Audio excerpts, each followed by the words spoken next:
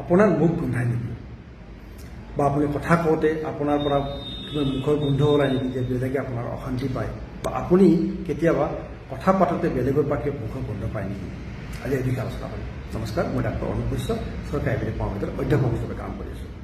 আমি সমাজত এই যিটো মই সমস্যাৰ কথা ক'লোঁ, এই সমস্যা সাধাৰণতে বহুত দেখা পাওঁ।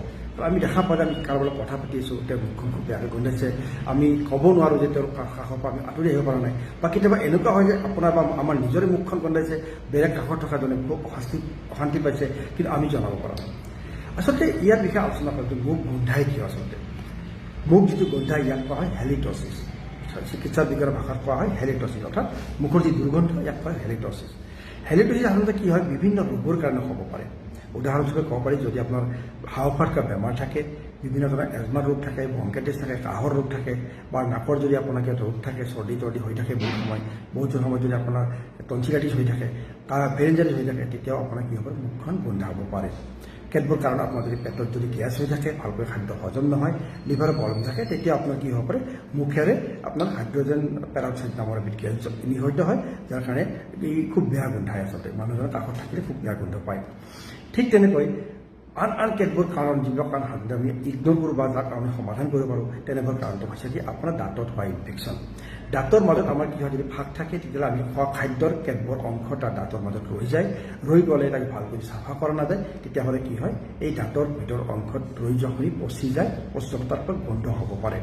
সেইকাৰণে আচলতে কি কৰিব লাগে, দাঁত সদায় ধুনীয়াকৈ দুবাৰকৈ ব্ৰাছ কৰিব লাগে। আৰু মই দেখিছোঁ, মই বহুত ৰোগীকক যেতিয়া সোধোঁ যে আপুনি ব্ৰাছ কেইবাৰ কৰে, বেছিভাগে এটা কথাই কয়, তেওঁলোকে ৰাতিপুৱা শুই উঠি ব্ৰাছ কৰে, ৰাতি শুবৰ সময়ত বেছিভাগ মানুহে ব্ৰাছ নকৰে, যিটো আমাৰ মুখৰ গোন্ধ হোৱাৰ এটা ডাঙৰ কাৰণ। গতিকে ব্ৰাছটো কৰিব লাগে। দাঁতৰ ফাঁকৰ যদি মলি জমা হয়, ধুনীয়াকৈ চাফা কৰি থাকিব লাগে, সেইটো খুব গুৰুত্ব দিব লাগে। আনবিধ কাৰণ হৈছে কি, আপোনাৰ যদি মুখমণ্ডলত জিভাত বা যিখণ্ডত যদি ঘাঁহজাতীয় বস্তু হৈ থাকে, তেতিয়া আপোনাৰ মুখখন গোন্ধাব পাৰে। আৰু কেতবোৰ ধৰক যিবিলাক বেমাৰ, যেনেকৈ আমাৰ ডায়েবেটিছ ৰোগীৰ বা আপোনাৰ যদি খুব বেছি যদি মেদবহুলতা থাকে, তেতিয়াও মুখৰ পৰা গোন্ধ অহাৰ সম্ভাৱনা থাকে। কিন্তু মুখখন যদি আমি ভালকৈ চাফ চিকুণ কৰি ৰাখোঁ, তেতিয়াহ'লে আমাৰ এই গোন্ধটো দূৰ হ'ব। আজিকালি বজাৰত বা ফাৰ্মাচীত বিভিন্ন ধৰণৰ মাউথ ৱাছ পায়, আপুনি ইজিলি মাউথ ৱাছটো কিনি নি দুবাৰ তিনিবাৰ মুখখন চাফা হৈ থাকিব পাৰে।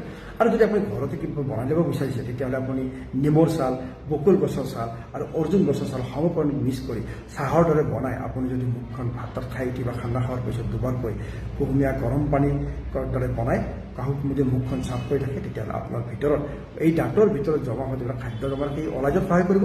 দ্বিতীয় কথা, ইয়াত যদি কিবা বেক্টেৰিয়া বা কিবা বীজাণু যদি আক্ৰমণ কৰাৰ সম্ভাৱনা থাকে, সেই সম্ভাৱনা দূৰ কৰিব আৰু মুখৰ পৰা আপোনাৰ গোন্ধটো দূৰ হ'ব। কিন্তু এটা কথা আপোনালোকৰ মন থাকিব, যদি আপুনি কাৰোবাৰ মুখৰ গোন্ধ পাইছে, আপুনি তেওঁক কাষত মাতি নিশ্চয় ক'ব যে আপোনাৰ মুখখন গোন্ধাইছে ডাঙৰীয়া, বেয়া নাপাব কথাটো কোৱাৰ কাৰণে আপুনি এনেকুৱা ধৰণৰ অসুবিধা হৈছে। ঠিক তেনেকৈ আপোনাৰ যদি মুখখন গোন্ধাই যদি অশান্তি পোৱা যেন অনুভৱ কৰে, তেতিয়া আপুনিও তেখেতে যদি আপোনাক কথাটো কয়, আপুনি বেয়া ভাৱে নল'ব। কাৰণ এইটো সাধাৰণতে বহুত অস্বস্তিকৰ এটা সমস্যা। এই প্ৰতিজন ব্যক্তি আমি ভুগি আছোঁ, কিন্তু এজনে আনজনক আমি নজনাৰ কাৰণে সেই মানুহজন যিজনৰ এই ভুগি আছে তেওঁ পৰিত্ৰাণ নাপায়, আৰু আমি যদি নিজেও ভুগিছোঁ, আমিও গম নাপাওঁ যে আমাৰ মুখখন গোন্ধাই আছে। সেইটো সকলোকে জানিব লাগে। আৰু সাধাৰণতে মুখখন গোন্ধাটো আপুনি এনেকৈ হাতখন ৰাখি আপুনি সাহ কৰি দিয়ে, তেতিয়া আপুনি এটা গোন্ধটো পাব পাৰে। গতিকে আপুনি নিজৰ উশাহ লোৱা যিটো ব্ৰীথটো আপুনি নিজে গোন্ধটো লৈ চাব পাৰে, দৰকাৰী। আৰু লাগিলে আপুনি যদি মুখখন গোন্ধাৰ সম্ভাৱনা থাকে, আপুনি লং, ইলাচি এনেকুৱা ধৰণৰ বস্তু মুখত লৈ আপুনি চোবাই থাকিব, তেতিয়াহ'লে আপোনাৰ এই গোন্ধটো কিছু পৰিমাণে নাহক। আশা কৰিম আপোনালোকে এই ভিডিঅ'ৰ দ্বাৰা উপকৃত হৈছে। যদি উপকৃত হৈছে, তেতিয়া লাইক কৰিব, মোৰ এই পেজটো ফ'ল' কৰিব আৰু কমেণ্ট কৰিব কিন্তু নাপাহৰিব। যিসকলে এই মোৰ স্বাস্থ্য সম্পৰ্কত মোৰ পেজত নতুনকৈ আহিছে, তেওঁলোকে মোৰ পেজটো ফ'ল' কৰিব, যাতে মোৰ স্বাস্থ্যৰ কথা তেওঁলোকে পাই থাকে। আৰু সৰু টিপছ কিছুমান মই দিবলৈ চেষ্টা কৰোঁ। নিশ্চয় আপোনালোকে ইয়াৰ পৰা উপকৃত হৈ আছে। ধন্যবাদ।